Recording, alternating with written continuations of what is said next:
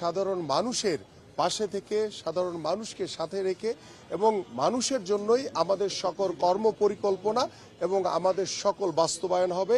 এবং আমাদের মাননীয় ভারপ্রাপ্ত চেয়ারম্যান জনাব তারেক রহমান একটি কথা বলেছেন যে we have a plan for the people for the country. So আমরা সেটাকে পরিপূর্ণভাবে বাস্তবায়নের মাধ্যমে বাংলাদেশে একটি জনগণের সরকার প্রতিষ্ঠা করতে চাই এবং বাংলাদেশে একটি মানবিক বাংলাদেশ হিসেবে আমরা গড়ে তুলতে চাই। নির্বাচনের প্রতিযোগিতা কেমন হতে পারে আর সংখ্যা দেখেন কিনা?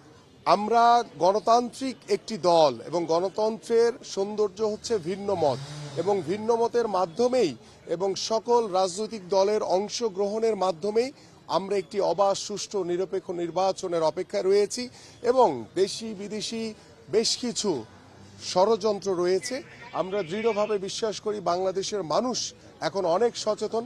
বাংলাদেশের মানুষ ঐক্যবদ্ধভাবে এবং বাংলাদেশ জাতীয়তাবাদী দল বিএনপি এদেশের সাধারণ মানুষকে সাথে নিয়ে ঐক্যবদ্ধভাবে ইনশাল্লাহ আমরা একটি অবাধ সুষ্ঠু নিরপেক্ষ নির্বাচনের মাধ্যমে জনগণের সরকার প্রতিষ্ঠা করব ইনশাল্লাহ।